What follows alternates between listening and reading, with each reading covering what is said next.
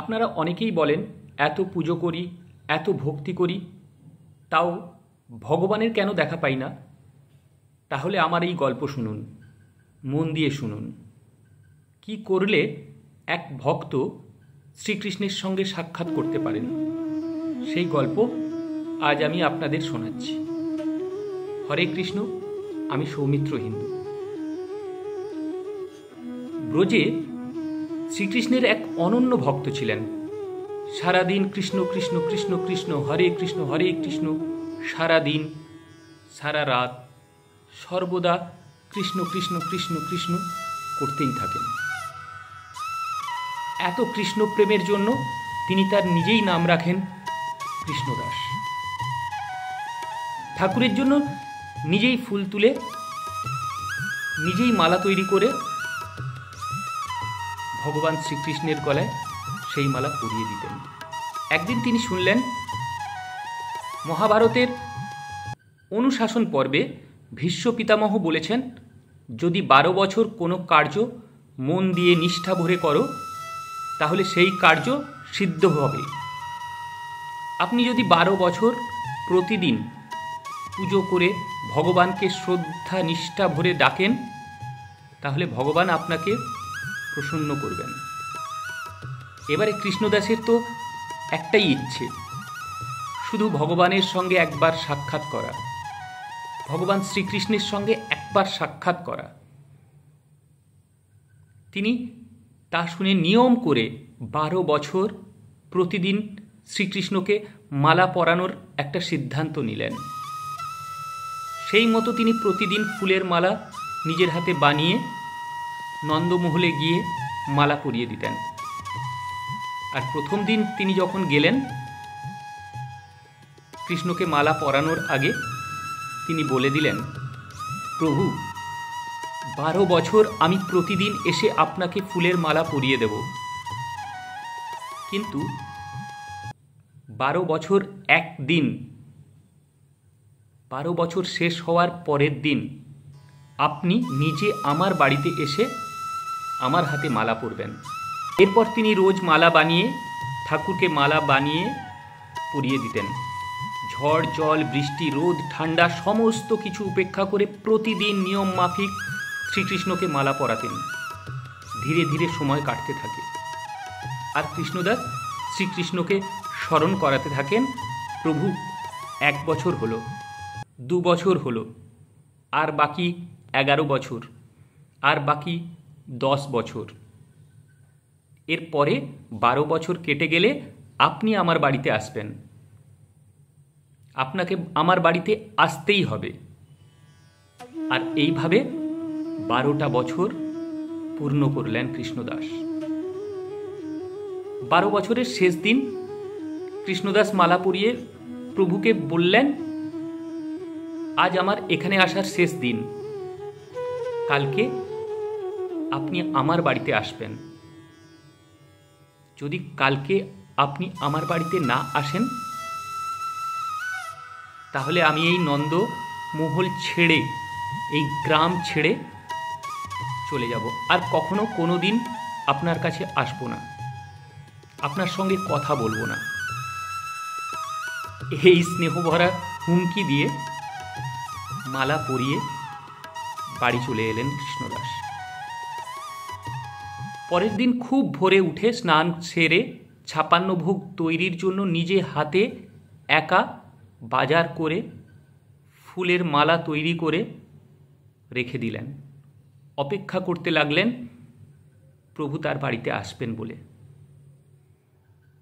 শুধু শ্রীকৃষ্ণের একার জন্য অপেক্ষা করছেন না তিনি, তিনি জানতেন প্রভু একা আসেন না, তার সঙ্গে রাধা আসবেন, অনেক গোপিনীরা আসবেন, নন্দগ্রামের কিছু বাসিন্দাও আসতে পারেন। তাই সবার কথা ভেবে তিনি সেই মতো ব্যবস্থাও করে রাখলেন। তিনি অপেক্ষা করতে থাকলেন। সকাল থেকে অপেক্ষা করতে করতে দুপুর হয়ে গেল, সন্ধে হয়ে গেল।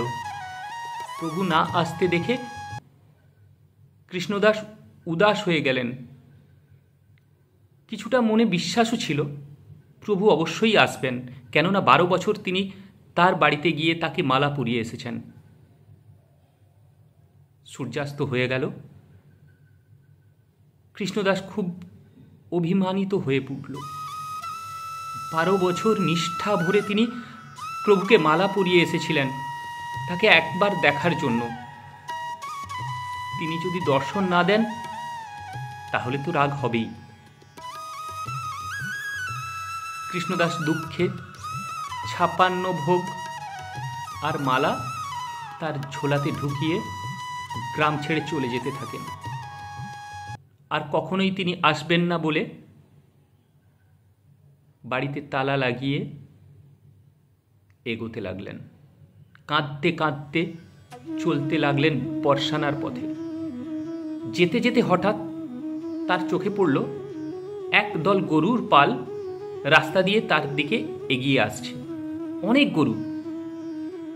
সেই গরুর পেছন থেকে একটা বালক চিৎকার করছে, বাবা সরে দাঁড়াও, গরু আসছে, লেগে যাবে। কৃষ্ণদাস একাত্ম মনে হাঁটতে থাকে। বালক চিৎকার করে বলে, বাবা সরে দাঁড়াও, নাহলে গরু আসছে, লেগে যাবে আপনার। কৃষ্ণদাস পিছন ফিরে দেখলেন 10-12 বছরের এক বালক, অতীব সুন্দর, কাঁধেতে লাঠির ওপর দুহাত দিয়ে এগিয়ে আসছে। কৃষ্ণদাসের দিকে এগিয়ে আসছে। এসে বলল, কি দেখছো বাবা? এত গরু আসছে, তোমার লেগে যেতে পারে, তুমি সরে দাঁড়াও, কি হয়েছে তোমার? কৃষ্ণদাস বললেন, এত গরু কোথায় ছিল? কার এই এত গরু? বালক বলল, নন্দ বাবার, আমি চড়াচ্ছিলাম। আপনি সরে দাঁড়ান, সব গরু চলে গেলে তারপরে যাবেন, আমিও আপনার সঙ্গে দাঁড়িয়ে থাকলাম। তারপরে গরু চলে গেলে আমরা একসাথে যাব। বালকের কথা শুনে কৃষ্ণদাস ওখানে একটু অপেক্ষা করলেন। বালক জিজ্ঞাসা করল, কোথায় যাবেন? কৃষ্ণদাস বলছেন, বারসানা যাব। বালক বলল, খুব গন্ধ বেরোচ্ছে আপনার ঝোলা থেকে, কি রয়েছে এতে? কৃষ্ণদাস বললেন, ভোগ রয়েছে। বালক বলল, বাহ, দেশি ঘিয়ের গন্ধ বেরোচ্ছে, আমার খুব ভালো লাগছে এই গন্ধ। আর আপনি এত রেগে যাচ্ছেন কেন? কৃষ্ণদাস বলেন, এই যে যার গরু তুমি চড়াচ্ছ তারই সন্তান কৃষ্ণ, কারো কথা শোনে না। পাথরের মূর্তি একটা, 12 বছর মালা পরিয়ে এসেছি আমি, শুধু একটাই কথা চেয়েছিলাম, একবার নিজের চোখে আমি আপনাকে দেখতে চাই, আমার হাতের মালা ওনাকে পরাতে চাই। তাই নিজের হাতে 56 ভোগ তৈরি করে রেখেছিলাম। আজকে 12 বছর পূর্ণ হওয়ার একদিন হয়ে গেছে। তিনি এলেন না, কারো কথা রাখে না, তাই আমি এই গ্রাম ছেড়ে চলে যাচ্ছি। বালক বলল, রেগে যাচ্ছ কেন? দাও, আমার খুব খিদে পেয়েছে, আমাকে খাবার খেতে দাও। আর তোমাকে দেখে মনে হচ্ছে তুমিও কিছু খাওনি, দুজনে একসাথে খাবার খাই। বালকের কথা কৃষ্ণদাস ফেলতে পারল না। 56 ভোগ বের করে বালককে খেতে বলল। বালক বলল, আমি কি করে খাবো? আমার 2 হাত গোবরে ভর্তি, তুমি আমাকে খাইয়ে দাও। তোমার ছেলের মতোই তো আমি, নিজের হাতে খাইয়ে দাও। কৃষ্ণদাস বলেন, নন্দগ্রামের মানুষেরা সবাই সেবা নিতে চায়, তোমার ঠাকুরও সেবা নিতে চায়, আর তুমিও সেবা নিতে চাও। সবাই একই, সবাইকে শুধু সেবা করতে হবে। এই নাও, খাও। বালক বলল, বাবা রেগে যাচ্ছ কেন? খাওয়াচ্ছ, একটু ভালোবেসে খাওয়াও। কৃষ্ণদাস ওই বালককে নিজের হাতে প্রসাদ খাওয়াচ্ছেন। একবার নিজে খাচ্ছেন, একবার ওই বালককে খাওয়াচ্ছেন। হঠাৎ দেখলেন ওই বালকের চোখ দিয়ে জল পড়ছে, চোখ লাল হয়ে গেছে। কৃষ্ণদাস বলেন, কি হলো, কাঁদছ কেন? বালক বলল, বাবা, আজ আমাকে মালা পরাবে না? কৃষ্ণদাস চমকে উঠলেন, বললেন, কে তুমি? ওই বালক তখন নিজের রূপ ধারণ করলেন। শ্রীকৃষ্ণ স্বয়ং কৃষ্ণদাসের সামনে এসে উপস্থিত হলেন। কৃষ্ণদাস স্তব্ধ হয়ে গেল, অবাক চোখে তাকিয়ে রইলেন। প্রভু বলেন, আমি সকাল থেকে অপেক্ষা করছি, এই বোধহয় কৃষ্ণদাস আজ এসে আমায় মালা পরাবে। সারাদিন আমার ভালো লাগেনি, নন্দমহলেও সারাদিন আমি কিছু খাইনি। আমিও অপেক্ষা করছিলাম কৃষ্ণদাসের আসার। আমার তো অনেক ভক্ত, পুরো বিশ্ব জুড়ে আমাকে সবাই কিছু না কিছু চায়, সবার কথাই আমাকে রাখতে হয়। যখনই সময় পেলাম আমি ছুটে আমার কৃষ্ণদাসের কাছে এলাম। এবারে মালা পরিয়ে দাও আমায় কৃষ্ণদাস। কৃষ্ণদাসও প্রভুর খুব পরম ভক্ত ছিলেন, তারও অভিমান করাটা স্বাভাবিক। অভিমানে বলেন, না না,